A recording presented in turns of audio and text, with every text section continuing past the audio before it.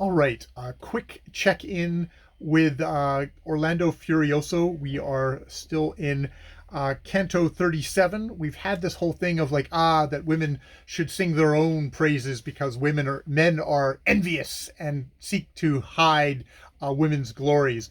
And Ludvigo Aristo, the narrator at least of this poem, says I will try and do my best, but let's focus on one particular thing.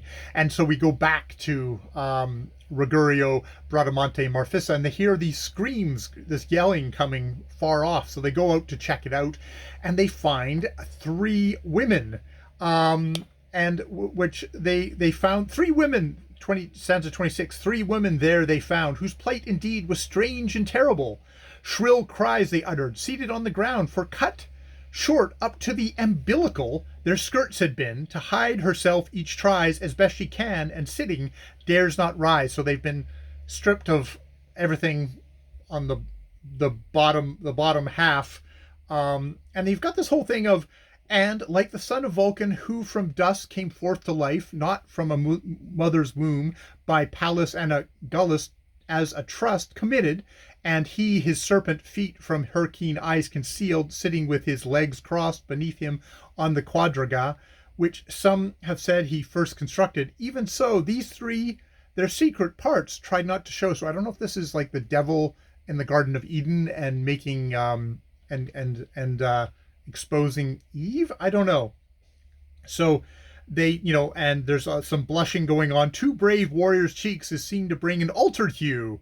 So their thing, they're blushing. I'm not sure who the two knights are. Is Bradamante recognizes, quite beyond all doubt, but recognizes that one of these women is Olena, who is the Queen of Iceland's messenger to France, they're searching for the greatest knight to come be her husband.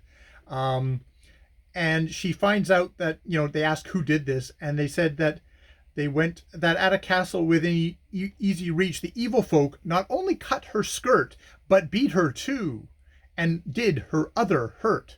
So so they beat her and her other hurt. Is that like her other maid, or is that other body part? That's where I was kind of like, there's a little bit of circumvention going on there, or there's sometimes the translator gets a little prudish.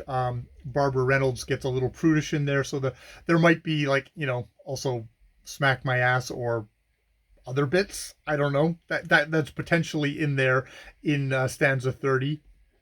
And they, of course, as they're looking for someone to, they got away. We're going to Charlemagne to find someone to kind of address this terrible wrong.